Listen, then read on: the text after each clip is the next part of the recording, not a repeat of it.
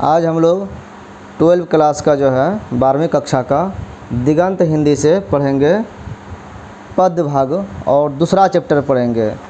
दूसरा चैप्टर जो है इनके कवि हैं सूरदास। सूरदास कवि परिचय देखेंगे और इसके बाद जो है इनका जो पद है, इनका जो रचना है उसका शीर्षक है पद। ठीक है, ये 2 भागों में है। इसका फिर हम लोग पाठ करेंगे और इसको समझने का प्रयास करेंगे। तो सूरदास का जो परिचय है उसको देखते हैं। इनका जन्म जो है ना इतना पुराना है कि उस समय ईस्वी और तिथि का ज्ञान बहुत अच्छे तरह से संकलन लोग नहीं कर पा रहे थे। तो इनका जन्म जो अनुमानित है वो 1478 ईस्वी है और इनका निधन जो हुआ है 1583 ईस्वी में। इनका जन्म स्थान जो है दिल्ली के निकट एक गांव है सीही, वहाँ माना जाता है। और इनका निवास स्थान जो है जहाँ ये ज़्यादा दिन तक रहे वो ब्रज क्षेत्र में है। ब्रज क्षेत्र कौन सा है? मथुरा, वृंदावन, गोकुल का जो क्षेत्र है उसको ब्रज क्षेत्र वाला बोला जाता है। जहाँ का भाषा क्या है उसका नाम भी ब्रज भाषा। जैसे कि इस इलाके में भोजपुरी भाषा बोला जाता है तो ये क्षेत्र भी यहाँ पर भोजपुर क्षेत्र कहलाता है। उसी तरह से ब्रज क्षेत्र में ब्रज भाषा चलता है, अंग क्षेत्र में अंगिका भाषा होता है, मैथिल क्षेत्र में मैथिली भाषा होता है। इस तरह से ये ब्रज क्षेत्र में निवास करते थे और इस कारण इनकी जो भाषा थी वो ब्रज भाषा थी। क्रमशः गऊ घाट, कुछ दिन ये गऊ घाट में रहे, फिर वृंदावन में रहे एवं पारसोली ग्राम, 3 जगह ये रहे। और कहीं कहीं ये माना जाता है कि इनका जो गऊ घाट वाला जो स्थान है वही जन्म स्थान है। तो जन्म स्थान में मतभेद है, या तो सीही है दिल्ली के पास वाला, या ब्रज क्षेत्र में जो गऊ घाट है वहाँ होगा। शिक्षा जो इनका हुआ है, शिक्षा ये कहीं जा कर के नहीं पढ़े थे, स्वाध्याय द्वारा हुआ था। इनका शिक्षा स्वाध्याय स्वयं से अध्ययन किए थे, अपने आप अध्ययन किए थे और इसको ईश्वरीय ज्ञान के रूप में माना जा सकता है। स्वाध्याय द्वारा इनका ज्ञानार्जन हुआ। ज्ञान का अर्जन मतलब ग्रहण करना, सीखना। तो ज्ञानार्जन इनका स्वाध्याय के द्वारा हुआ। काव्य रचना भी इन्होंने, इनके पास अब ऑटोमेटिक गुण आ गया था वो। एवं संगीत का विशद ज्ञान, और संगीत का भी इनको ऑटोमेटिक ज्ञान आ गया था। हम लोग देखते हैं कि बजाते बजाते लोग अच्छे तरह से बजाना जान जाता है। एवं अभ्यास, और उनका प्रैक्टिस करते रहे, वो अभ्यास करते रहे। विशाल लोक ज्ञान, और लोक ज्ञान लोगों के बीच का जो ज्ञान है, समाज का जो ज्ञान है, जो हम लोग खुली आँखों से देख करके ज्ञान नहीं सीख पाते हैं, उनका भी ज्ञान उनको था। उनकी अभिरुचि जो थी, उनका जो पसंद था किस क्षेत्र में था? पर्यटन के क्षेत्र में था, सत्संग के क्षेत्र में था, कृष्ण भक्ति में था और वैराग्य की भावना उनमें कूट कूट के भरी हुई थी। ये 4 क्षेत्र है जिनमें इनका विशेष अभिरुचि था। दीक्षा गुरु, इनको जो दीक्षा मिला, इनको जो विशेष ज्ञान मिला उनके, तो वो किसी गुरु से मिलता है। तो वो गुरु थे महाप्रभु वल्लभाचार्य। किसी न किसी गुरु से ही ज्ञान होता है। इनका ज्ञान वल्लभाचार्य से मिला था। और वल्लभाचार्य जो हैं वो कौन थे? तो शुद्धाद्वैतवाद के प्रवर्तक थे और पुष्टि मार्ग के प्रवर्तक थे ये। तो वल्लभाचार्य वो महान थे। इनके पहले जो है आदि शंकराचार्य जिन्होंने अद्वैत वेदांत की स्थापना की थी, वो अद्वैत वेदांत के प्रवर्तक थे। उसी तरह से उन्हीं के कड़ी में आगे चलने पर वल्लभाचार्य भी आए थे और शुद्धाद्वैतवाद का सिद्धांत दिए थे। ये प्रसिद्ध दार्शनिक थे, फिलोसफर थे और आचार्य भी थे एवं संत थे। प्रवृत्ति से ये संत प्रवृत्ति के थे। इनसे जो दीक्षा लिया गया वो कब लिया गया? तो दीक्षा काल जो है वो अनुमानित है कि 1509 से 1510 ईस्वी के आसपास में इनको दीक्षा मिला था। अब विशेष रूप से इनके बारे में कहा गया है कि जन्म से अंधे थे ये। जन्मांध बोलते हैं, मतलब बाय बर्थ अंधा था। जो बाय बर्थ अंधा होता है उसको किसी वस्तु का ज्ञान नहीं होता है। तो वो यही आश्चर्य था कि वो समाज का ज्ञान कैसे उनको मिला, कि बच्चा ऐसा होगा, बड़ा ऐसा होगा, इस तरह का ज्ञान कैसे मिला? जब उन्होंने कभी देखा ही नहीं किसी चीज़ को, तो ज्ञान कैसे हुआ उनको, और कैसे उसका वर्णन किए फिर, ये भी बड़ी बात है।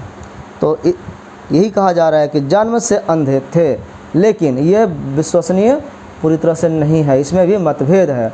किसी किसी का कहना है कि जन्म से तो वो ठीक ठाक थे, बाद में उनके मन में जो भक्ति भावना थी तो उसके कारण जो है ये देखे कि हम इन आँखों से भटक जा रहे हैं, हम ईश्वर की साधना सही ढंग से नहीं कर पा रहे हैं। तो आँख भटकाने का एक माध्यम है, तो भटके नहीं, इसके लिए आँख होना ज़रूरी नहीं है। आँख हमको डिस्टर्ब करता है, आँख को हटा देते हैं। उन्होंने आँख फोड़ लिया था, ऐसा माना जाता है। तो फिर उनके दोनों आँख जाते रहे। तो ये चीज़ इनका जो है इस पर मतभेद है, स्पष्ट नहीं कहा गया। कहा जाता है कि एक बार कृष्ण भक्ति में इतने विभोर हो गए कि कृष्ण को बुलाए और कृष्ण को आना पड़ा। कैसे आए?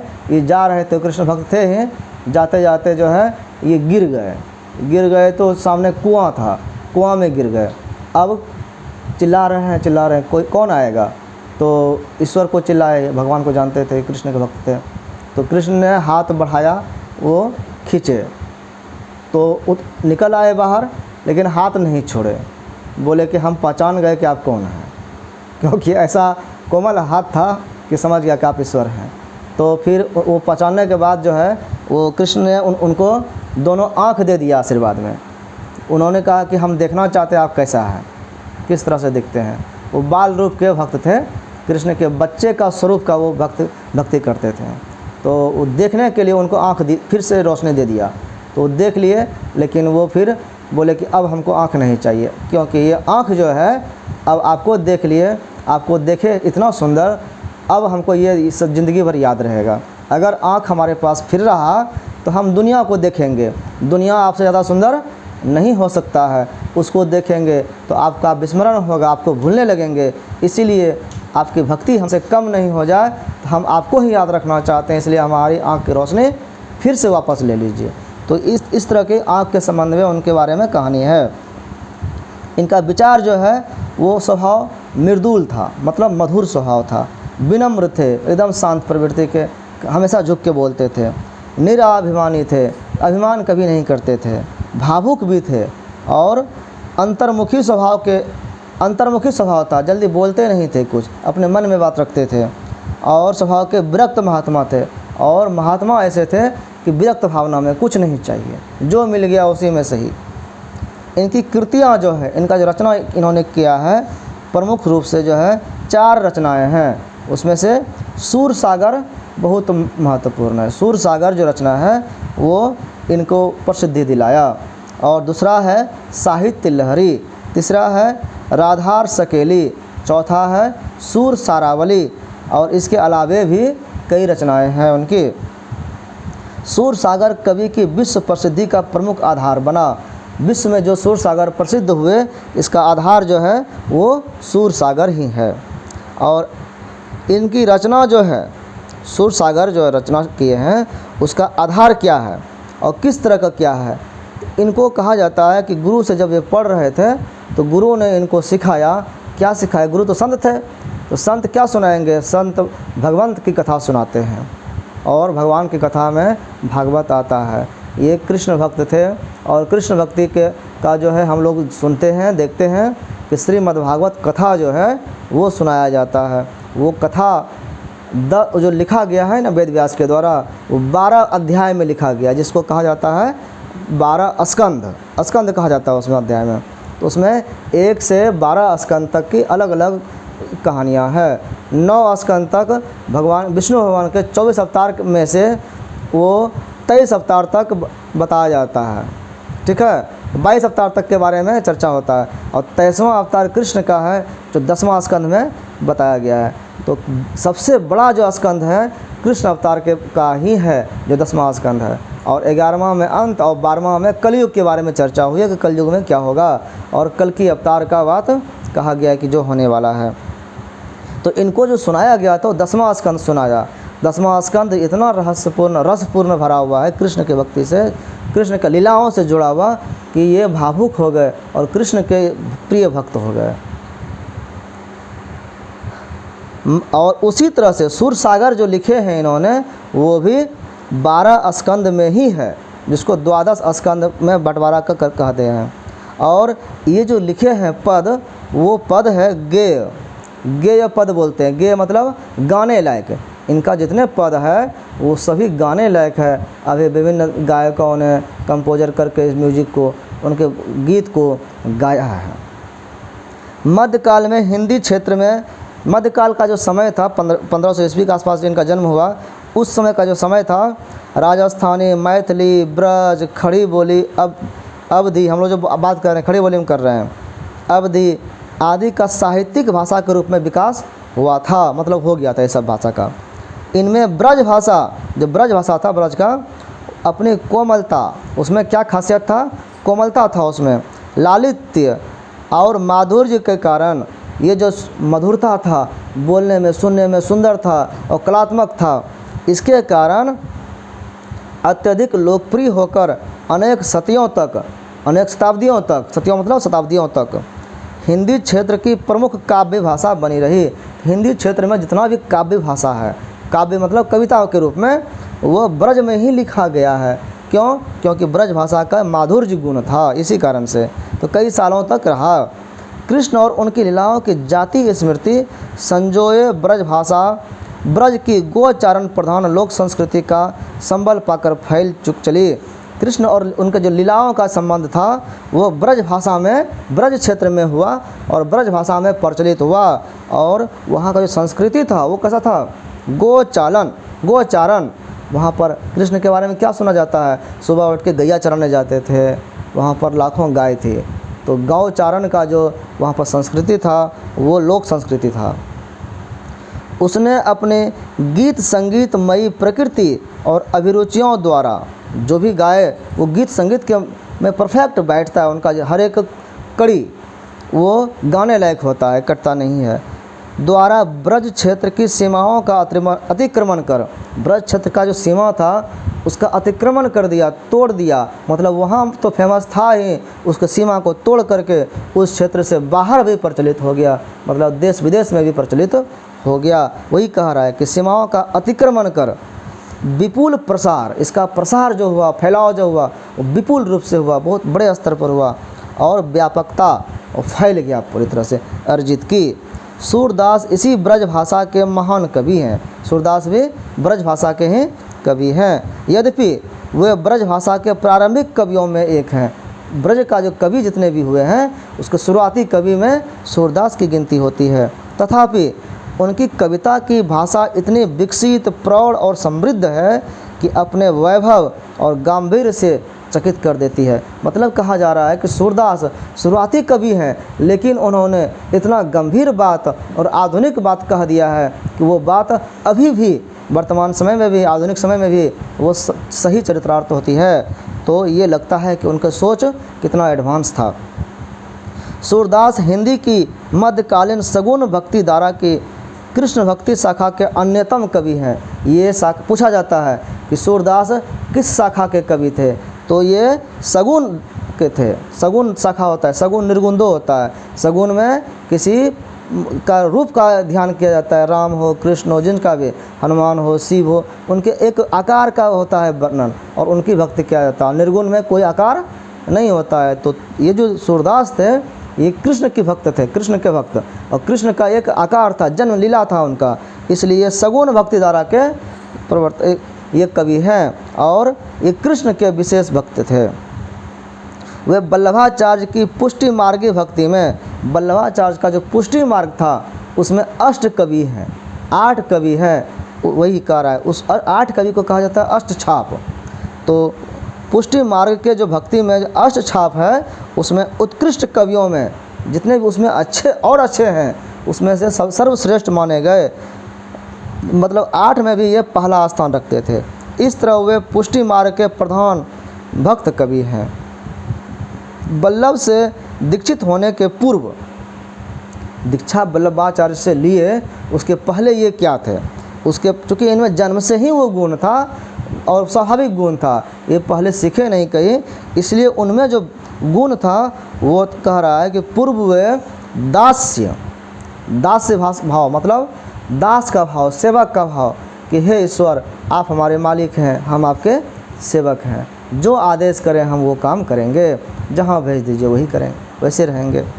तो दास्य भाव था और विनय भाव था। विनय मतलब स्तुति गान करना और ईश्वर की महिमा का गान करना, और विनय के साथ और मधुर के साथ।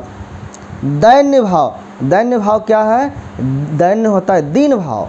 दीन दो दीर्घही न दीन, दीन मतलब क्या होता है? गरीब, कमज़ोर।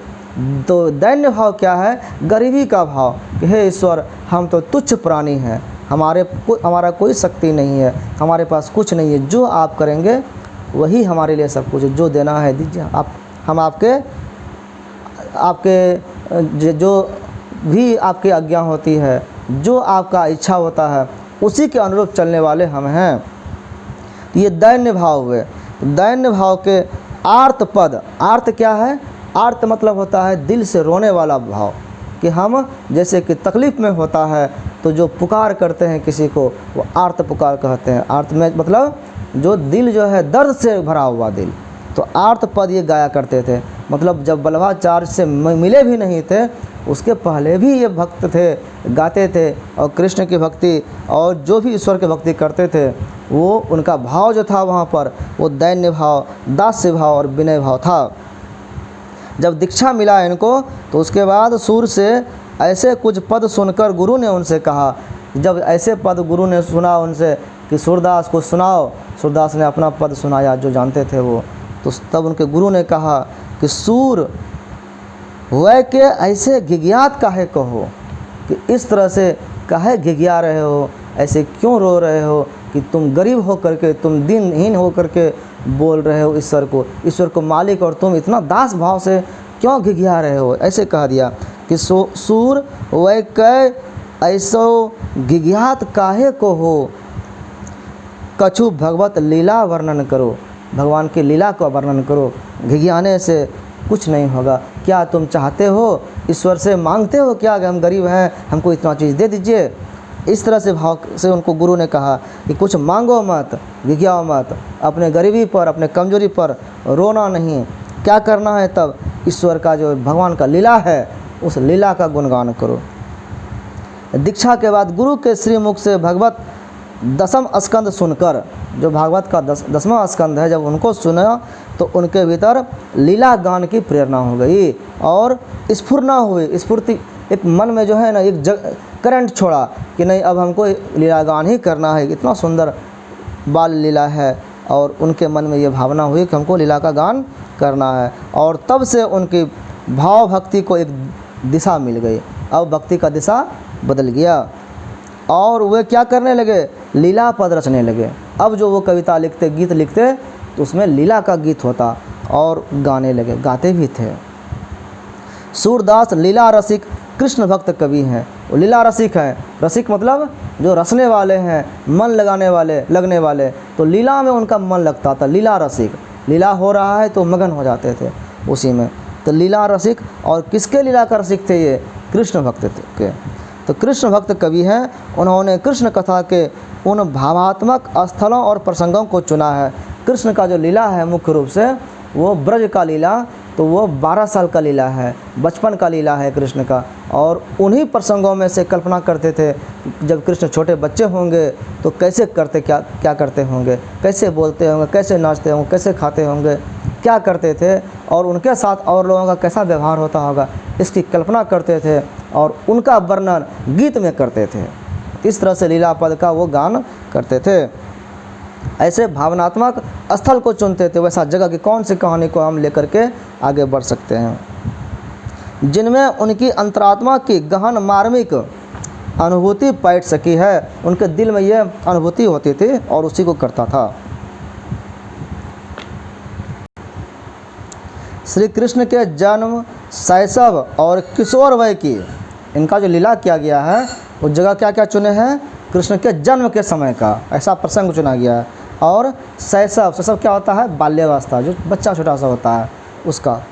और किशोर वय, जैसे बच्चा से थोड़ा सा किशोर होता है, 8 साल का बच्चा, 10 साल का बच्चा, उसका कि विविध लीलाओं को विषय बनाकर, उनका जो लीला था उसी को विषय बनाया और उसका वर्णन किया। कवि ने भावों और रसों की बाढ़ ला दी, इतना भाव ला दिया कि उसका गिनती नहीं है। सूर के काव्य के 3 प्रधान विषय हैं। उन्होंने जो काव्य का रचना किया उसका विषय जो है मुख्य रूप से 3 है। एक है विनय भक्ति, जिसमें भक्ति और विनय स्तुति का गान किया गया है। दूसरा है वात्सल्य। वात्सल्य क्या होता है? वात्सल्य एक प्रेम का रूप है। जो कैसा प्रेम होता है? माँ का, पिता का बच्चों के प्रति प्रेम। ये प्रेम भी बहुत अनूठा होता है, स्नेह से भरा होता है। ऐसे प्रेम को वात्सल्य भाव का प्रेम कहते हैं। तो वात्सल्य भाव में इन्होंने बच्चा का जो वर्णन किया, उसके लिए माँ और पिता का, मतलब माँ कौन था वहाँ पे? यशोदा, और पिता कौन थे? नंद। इनका क्या भाव था उसका वर्णन किया। और प्रेम श्रृंगार, और प्रेम श्रृंगार में इनके लव स्टोरी को वर्णन किया। इन्हीं 3 भाव वृत्तों में उनका काव्य सीमित है। ये 3 भाव को लेकर के उन्होंने अपना लिखा। उसमें जीवन का व्यापक और बहुरूपी विस्तार नहीं है, इसमें पूरे जीवन का चर्चा नहीं किया गया है, किंतु भावों की ऐसी गहराई और तल्लीनता है। लेकिन जो भी भाव बताया गया है उसमें गहरा भाव छिपा हुआ है और तल्लीनता इतनी है, इतना उसमें मन लगा करके कहा गया है कि व्यापकता और विस्तार पीछे छूट जाते हैं, ये सब कुछ बताने की ज़रूरत ही नहीं है। वात्सल्य के तो वे विश्व में अद्वितीय कवि हैं। वात्सल्य प्रेम का जो ये जो कवि हैं, ऐसा कवि दुनिया में नहीं हुआ है अभी तक, इसीलिए इनको अद्वितीय कवि माना गया, मतलब दूसरा कोई नहीं। इतना वात्सल्य प्रेम का वर्णन इन्होंने कृष्ण भक्ति के लिए किया है। इस धरातल पर उनसे तुलना के लिए, इस धरती पर अगर तुलना करें तो संसार में कोई कवि नहीं दिखाई देता है जिन्होंने इतना सुंदर वात्सल्य का एक कल्पना करके उनका वर्णन किया हो और इतना प्रेम भरा हो उसमें। वात्सल्य भाव के पदों की विशेषता यह है, इसका ऐसा पद है, विशेषता उसका यह है कि अगर कोई पढ़े और समझे तो पाठक जीवन की, जो पढ़ रहा है पाठक, उसका जो जीवन है, अपना जीवन जो है, जीवन की निरस और जटिल समस्याओं, उसका जो जीवन का जो समस्या है, जो निरस है, बेकार बिना रस वाला है, उसको भी वो भूल जाए, भूलकर उनमें तन्मय और विभोर हो उठता है। इतना भावपूर्ण इनका पद होता है कि अपना जो पर्सनल दुख है उसको भूल जाता है और उसी में लीन हो जाता है, विभोर हो जाता है, भाव विभोर बोलते हैं। भक्ति और श्रृंगार को एक कर देने वाले, इनमें भक्ति और श्रृंगार का मिश्रण है। श्रृंगार में किसी का रूप वर्णन होता है, दोनों इसमें शामिल है। उनके प्रेम के संयोग और वियोग दशाओं से संबंधित, प्रेम का जो वियोग होता है, अलगाव, और संयोग जो होता है, मिलन, ये दोनों का जो भाव है, इससे संबंधित जितने भी इन्होंने पद लिखे, हजारों पद लिखे हैं, उन्हें सार्वभौम में, सार्वभौम मतलब सबके लिए, यूनिवर्सल, मानव हृदय का मर्मी ज्ञाता इनको माना जा सकता है कि मानव का जो, व्यक्ति का जो हृदय होता है, उसके मर्म को जानने वाला ज्ञाता यही है। और गायक, और सबके हृदय का गीत को गाने वाले भी ये हो सकते हैं कि उनके भाव को जानते हैं और चितेरा साबित होते हैं, चित्त को जानने वाले। उनमें वेदना जो होती है, मिश्रित आनंद और लालित्य का पारावार उमड़ता है, मतलब उसमें हर रस मिला हुआ है। सूर के पदों में मध्यकालीन गीति कला अपने शिखर पर पहुंच जाती है। सूर जिस समय ये सब काम कर रहे थे, उनका जो लाइफ टाइम जिस समय था, उस समय गीति कला जो है, काव्य को गायन के रूप में लिखना, ये शिखर पर था, बहुत अच्छे ऊंचे लेवल पर था। तुलसीदास, सूरदास, कबीरदास, ये सब उस समय के कवि, भक्त कवि थे। इन्होंने जो भी लिखा वो गाया जाता है। उनके बाद फिर ऐसा समय नहीं आया कि कोई लिखे और उसको गाया जा सके। कविता, संगीत, चित्रकला, मूर्तिकला, नाट्यकला आदि ऐसा जो कला का क्षेत्र है, एकत्र समागम अत्यंत दुर्लभ है। ऐसा एक जगह सब कुछ मिल जाए, अगर इनके कविता को देखा जाए तो उन पर एक नाटक भी बन सकता है, ऐसा भाव इनमें समाया हुआ है। तो ऐसा समागम जो है, ऐसा जो कुंभ है मिला हुआ, वो अन्यत्र दुर्लभ है, कहीं नहीं मिलता है।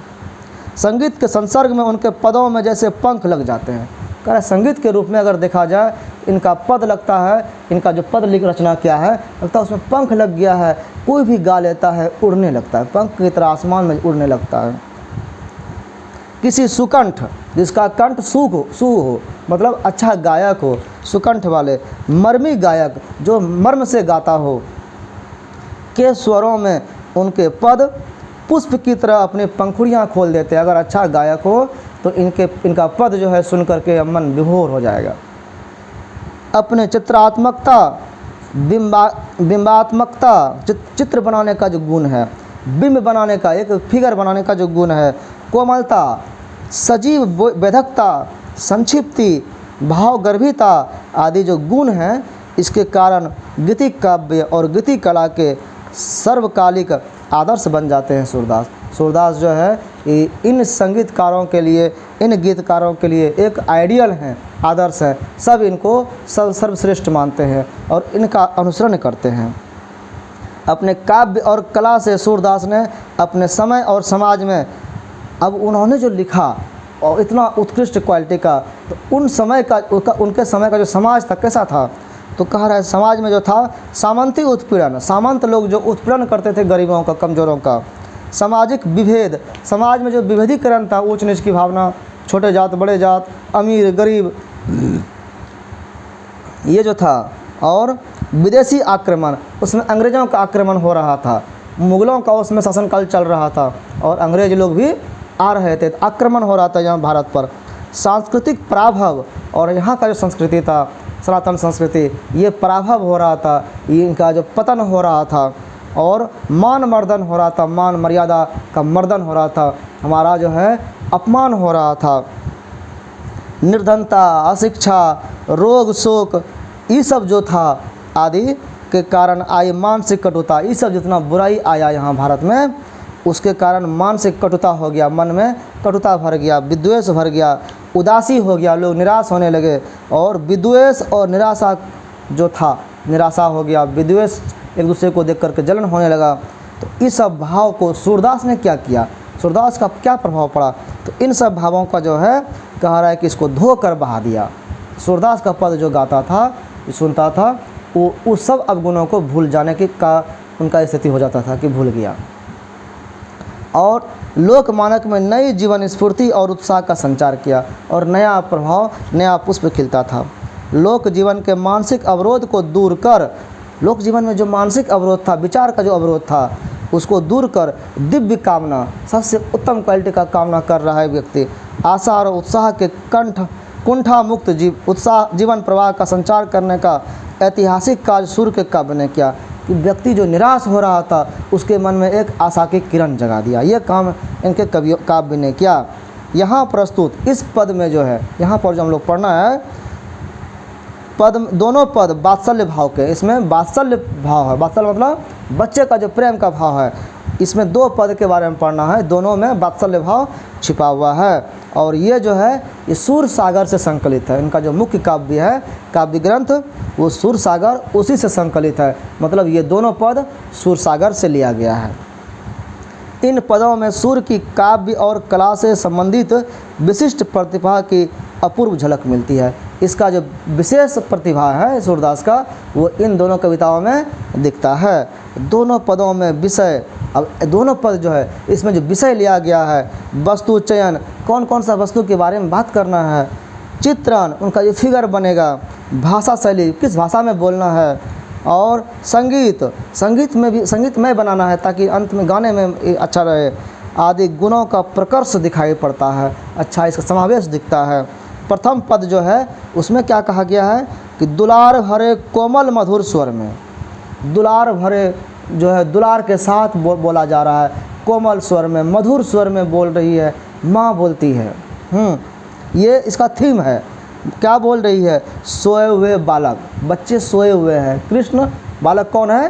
कृष्ण, वो सोए हुए हैं, और मधुर स्वर में उसकी माँ बोल रही है कि भोर हो गया है, भोर होने की सूचना दे रही है, तो सुबह हो गया है, जग जाओ, तो जगाया जा रहा है। दूसरा पद जो है इसमें जो क्या किया गया है कि पिता है, पिता कौन है यहाँ पे? कृष्ण के नंद, नंद अपने गोद में बच्चे को बैठाए हुए हैं, अच्छा चित्रण है ये, और बाल कृष्ण को भोजन करा रहे हैं, भोजन उसको दिया गया है, बाल कृष्ण भोजन कर रहे हैं, और भोजन करते करते पिता को भी खिला रहे हैं, और ये भाव है इसमें। दोनों ही जो पद में प्रेम और भक्ति का मर्म स्पर्शी अंतर्धारा प्रभावित है।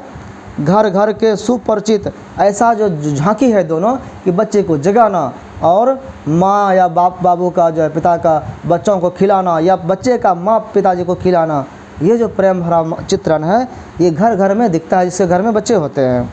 तो सुपरिचित मतलब इन विषय से सभी लोग परिचित हैं। इन दृश्यों और प्रसंगों में कवि के हृदय का ऐसा योग है कि ये प्रसंग अमिट हो जाते हैं, इसको फिर लोग भूलता नहीं है अगर पढ़ लेता है तो। इन्हीं के बारे में हजारी प्रसाद द्विवेदी जी ने कहा है कि सूरदास जब अपने प्रिय विषय का वर्णन शुरू करते हैं, सूरदास जब इन तीनों भावों में जब आते हैं और अपना कवि का गुण दिखाते हैं, रचना करते हैं, तो मानो अलंकार शास्त्र जो है ये वर्णन बड़ाई कर रहे हैं इनका सूरदास का, कि वो भी हाथ जोड़कर पीछे पीछे दौड़ जाता है सूरदास का कि आप जो लिख देंगे वही अलंकार हो जाएगा। उपमाओं की बाढ़ आ जाती है, इतना उपमा आता है, उपमा मतलब उदाहरण, रूपकों की वर्षा होने लगती है। संगीत के प्रवाह में कवि स्वयं बह जाता है, वह अपने को भूल जाता है। काव्य में इस तन्मयता के साथ शास्त्रीय पद्धति का निर्वाह विरल है। ऐसा निर्वाह जो है, ऐसा जो प्रवाह है ये विरल है, मतलब हमेशा ऐसा नहीं होता है। पहला पद है, हम लोग इसको देखते हैं कि जागिए, ओ बच्चे जग जाओ, अपने बच्चे को बुला रहे हैं, जागिए, कितना प्यार से बोल रहे हैं, जागिए, जगो नहीं जगिए, जाग जाइए, प्यार वाला भाषा है ये। ब्रजराज कुंवर, ब्रज के जो राजा है ना नंद, और ब्रज के राज के कुंवर हैं, कुंवर मतलब राजकुमार, उनके बच्चे। तो जागिए ब्रजराज कुंवर, कमल कुसुम फूले। अब क्यों जागिए, इसके लिए सूचना दे रहे हैं कि कमर जो है कमल मतलब होता है कमल फूल, तो कमल कुसुम, कमल का कुसुम जो है, कुसुम मतलब पुष्प, फ्लावर, फूले, कमल का पुष्प फूल गया है। कुमुद वृंद संकुचित भय, कुमुद मतलब होता है वो भी एक पुष्प प्रकार है, कमल से छोटा पुष्प होता है। और वो कह रहा है कि और वृंद मतलब होता है सखा सहेलियों का समूह, तो पुष्प जो कुमुद है उसका जो झुंड है, उसका जो समूह है वो संकुचित भय, संकुचित हो गए। संकुचित मतलब कॉन्ट्रैक्शन होना, सिकुड़ जाना, मतलब फूल मुरझाएगा क्या, संकुचित कैसे होगा, वो अपना बंद कर लेगा मुँह। ये क्यों कब होता है, क्योंकि कुमुद जो है रात्रि में फूलता है, जैसे रात रानी है रात्रि में फूलता है, तो कुमुद भी रात में फूलता है। और जब सुबह होता है तो कुमुद अपने को सिकोड़ लेता है, वो चांद का प्रेमी होता है, चांद को रात में देखता है, और फिर जैसे चांद सिमट जाता है तो वो भी अपने को बंद कर लेता है। और कमल जो है वो सूर्य प्रेमी है, वो सूर्यमुखी की तरह सूर्य उदय होने पर उगता है, और रात होता है तो अंदर हो गया बंद। तो ये कह रहे हैं यहाँ पे कि कमल कुसुम फूले, कमल का पुष्प फूल गया मतलब वो फैल गया। और कुमुद वृंद संकुचित भय, कुमुद का जो वृंद है, झुंड है, वो सभी सिकुड़ गए। भृंग लता भूले, अब भृंग जो है, भृंग मतलब भमरे, भमरे का पहचान क्या है, वो कहाँ रहता है, तो फूलों के पास रहता है, फूलों के पास मंडराते रहता है। क्यों, क्योंकि फूलों का रस वो चूस सके, और फूलों का रस चूसने से फूलों को क्या फ़ायदा है, तो फूलों में परागन हो जाता है, और एक दूसरे के परागन होने के बाद उनमें बीज का संधान होता है। तो भृंग जो है, भमरे जो है, लता भूले, लताओं को भूल गए। लता मतलब जो उसके पत्ते वाले बिना फूल वाले पौधे होते हैं, लता है वो, उसको भूल के वो फूल के पास मंडरा रहे हैं। मतलब क्या, भमरे भी जग गए फूल के पास आकर के रस पीने के लिए। इसलिए हे कृष्ण, हे राजकुमार, आप भी जागिए, जागिए ब्रजराज कुमार, कमल कुसुम फूले, कुमुद वृंद संकुचित भये, भृंग लता भूले। आगे कहते हैं तमचूर, तमचूर हो गया मुर्गा, मुर्गा जो है बांग दे रहा है, मुर्गा भी सुबह होने का सूचना देता है कि सुबह हो गया। कुकरू कुक वो भी बोलता है। तमचूर, खग, खग मतलब जितने पक्षी हैं वो कोलाहल करने लगते हैं, चुनमुन करने लगते हैं सुबह में। खग, रोर, रोर एक शब्द है, रोर करना मतलब गरजना, रोर से इंग्लिश वर्ड बना है ROAR, रोर इंग्लिश में भी होता है, हिंदी से लिया गया है। रोर करते हैं पक्षी, मुर्गा सब चिल्ला रहे हैं, ज़ोर से दे करके आवाज़ दे रहे हैं सभी को कि सभी जग जाओ। सुनहूँ कह रहा है कि सुनो, ये सुनो सुनो, देखो तमचूर बोल रहे हैं, खग रोर कर रहे हैं, अब तो सुनो। बोलत बनराई पेड़ पौधे भी बोल रहे हैं। और कौन क्या कह रहा है, ये सब उपमा है, उदाहरण है कि क्यों जगो, सुबह हो गया। कैसे जानेंगे सुबह हो गया? तो कह रहा है कमल फूल फूल गए, जो कुमुद है वो सिकुड़ गए, और भृंग जो है घूमने लगे, तमचूर मुर्गा जो है बांग देने लगे। आगे कहते हैं कि रामभती गो, रामभती रंभाना, चिल्लाना, भे करना, गाय का चिल्लाना। ठीक है, गाय जब सुबह होती है तो उसके थन में दूध भर जाता है और उसका थन दर्द करने लगता है। दूसरा, सुबह होता है तो वो माँ का ममता उसमें उमड़ पड़ता है और अपने बछड़ों को बुलाता है, बच्चे आ जाओ, क्यों, भूख लगा होगा, दूध पी लो। तो वो रंभाती है, वो आवाज़ देती है। गो कहाँ पर? खरकिनी में, खरीकिनी में। खरीकिनी क्या है? ये जहाँ पर गाय को बांध के रखा जाता है, जिसको गौशाला कहते हैं, गुहाल कहते हैं। बछड़ा हित धाई, बछड़ा के हित के लिए दौड़ लगाती है कि बछड़ा कहाँ है, मेरा बच्चा कहाँ है, दूध पी लिया करके। विधु मलिन, विधु जो है, विधु मतलब चंद्रमा। चंद्रमा देखो रात में वो चढ़ रहा था और सुबह होते होते मलिन हो गया, धुंधला हो गया, छिप गया। रवि प्रकाश, रवि जो है सूर्य है, वो प्रकाशित हो गया, देखो सूर्य उदय होने वाला है, अब तो जग जाओ। गावत नर नारी, सुबह हो गया तो सभी नर नारी जग गए हैं और गीत गा रहे हैं, मंगल आचरण कर रहे हैं, स्तुति कर रहे हैं, भजन कर रहे हैं, अब तो जग जाओ। इतना उदाहरण दिए।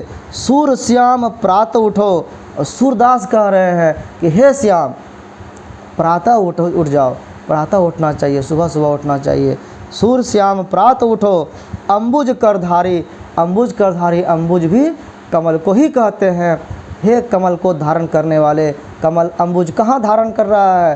कर, कर मतलब कर हाथ को कहते हैं, हाथ में धारण करने वाले क्या? कमल। ऐसे कमल धारण करने वाले कह सकते हैं, या कमल जैसे हाथ मुलायम है, ऐसे हाथ मुलायम हाथ वाले हे कृष्ण, हे श्याम आप जग जाइए। ऐसा पहला पद में जगने के लिए कहा गया है। दूसरा पद जो हम लोग देखते हैं, इसका क्या है कहानी? जेवत, जेवत मतलब क्या होता है? जीवना, खाना, खाना खिलाना, बोलते हैं जम लीजिए, जमा लीजिए, खाना खा लीजिए, जीवन कर लीजिए, ये सब बोला जाता है। तो यही भाषा है। जेवत मतलब खा रहे हैं, कौन? श्याम। जेवत श्याम, श्याम खा रहे हैं। कहाँ खा रहे हैं? नंद की कन्या, नंद की कन्या में, कन्या गोद कहते हैं। नंद जो है पिताजी है और कृष्ण को अपने गोद में बैठाए हुए हैं, श्याम को बैठाए हुए हैं गोद में, और श्याम क्या कर रहा है? खाना खा रहा है, जीवत कर रहा है। क्या कर और कैसे खा रहा है? अब ये झांकी है, अब इसका वर्णन। उसमें कृष्ण सोया हुआ है, उसको जगाने का झांकी है। इसमें कृष्ण खा रहा है, जग गया है, इसमें क्या झांकी हो सकता है? क्या वर्णन कर सकते हैं? तो सूरदास वर्णन करते हैं कि कछुक खात, कुछ खाते हैं, कछु धरने गिरावत, कुछ धरती पर गिराते हैं। छवि निरखती, ऐसे छवि को देख करके, छवि जो है, ये जो दृश्य है, निरखती, निरखना मतलब देखना, ऐसे दृश्य को देख करके नंद रनिया, नंद की जो रानियाँ है, यशोदा जो है, कृष्ण की माँ जो है, वो देख रही है छवि को कि कृष्ण को पिताजी खिला रहे हैं, खा रहे हैं गोद में बैठा करके। बच्चा मेरा खा नहीं रहा है, कुछ खा रहा है, कुछ गिरा रहा है, बर्बाद भी कर रहा है, क्या कहें, मारे पीटे, बोले कि आज जाके खिला दें। कई तरह के भाव आ रहा है। उस दृश्य को देख करके वो खुद भी मोहित हो जा रहे हैं कि देखते ही रहे, मत छेड़े इसको। बच्चे को खाने देते हैं कि कैसे खाता है, कैसा लगता है, कैसे संभलता है, कैसे सीखता है। क्या क्या खा रहा है? बरी, बरी हम लोग बरी देखते हैं ना, बरी खाने वाला, बरी। और बड़ा, बरी छोटा छोटा हुआ, और बड़ा, बड़ा जो है बेसन, बेसन का बना हुआ बड़ा। बहु भांति ने, बहुत प्रकार के, भांति भांति प्रकार के, भांति मतलब प्रकार, बहु भांति ने, बहुत सारे प्रकार के व्यंजन विविध, बहुत सारे व्यंजन में 56 प्रकार के भोग लगते थे, तो कई तरह के व्यंजन का खाना बना हुआ है। अगनिया वहाँ बना हुआ है। डारत,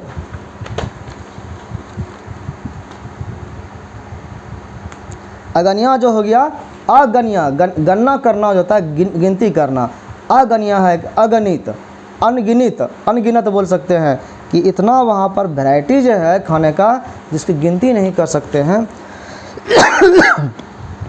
डारत खात, कुछ जो है डार दे रहा है, गिरा दे रहा है, खात कुछ खा ले रहा है, लेत अपने कर में ले रहा है, रुचि मानत दधी दुनिया, लेकिन रुचि जो उसका मान रहा है, दिल जो कर रहा है, जो विशेष लगाव है वो दधी दुनिया पर है, मतलब जिसमें दधी रखा हुआ है दोनों में, जिस बर्तन में, उसमें इसका रुचि है। मिश्री दधी माखन मिश्रित करी, मिश्री को और दधी को और माखन को मिला करके, मुख नावत छवि धनिया, मुख में खिला रहे हैं। मुख नावत छवि धनिया, मुख में नावत करना मतलब डालना, मुख में डाल रहा है, और ये जो छवि है वो धनिया है, धन्य करने वाला छवि है। ये जो छवि है ये सबको नहीं मिलता है। आपुन खात, अपना भी खा रहे हैं, और नंद मुख नावत, नंद के मुख में भी डाल रहे हैं।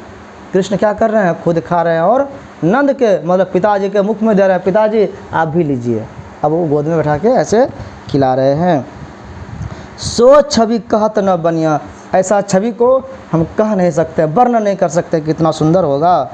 जो रस, ऐसा जो रस है, इतना सुंदर रस, नंद जसोदा बिलसत, ऐसा रस जो है जो नंद और जसोदा को बिलसत कर रहा है, मतलब मिल रहा है। नंद और यशोदा ने इसका मजा ले रहा है इस छवि का। तो सो नहीं तिहु भुवनिया, ऐसा नहीं मिल सकता है तिहु भुवन में। तीन भुवन माना गया है, आकाश पाताल और ऊपर, आकाश पाताल और मृत्यु लोक, ये जो है ना, ये तीन लोक माना गया। तो तीनों लोक में ऐसा झांकी, इतना सुंदर झांकी कहीं नहीं मिलेगा। भोजन करी नंद, जब भोजन हो गया तो किसका, श्याम का भी हुआ तो नंद का भी हो गया। तो नंद आचमन लिन्हो, आचमन लिए, पानी से कुल्ला किए। मांगत सूरज उठनिया, और सूरदास बोल रहे हैं कि ऐसी सुंदर झांकी में हम तो शामिल नहीं हुए भगवान, हमको तो नहीं खिलाए, नंद को खिलाए, यशोदा को दृश्य दिखाए, हम क्या करेंगे, तो हमारे लिए कम से कम जूठा भोजन ही सही खिला दीजिए। मांगत सूरज उठनिया, जूठा भोजन भी मांग कर ये सूर अपने को भाग्यशाली बनाना चाहते हैं। तो ये सूरदास का कृष्ण भक्ति से संबंधित पद है।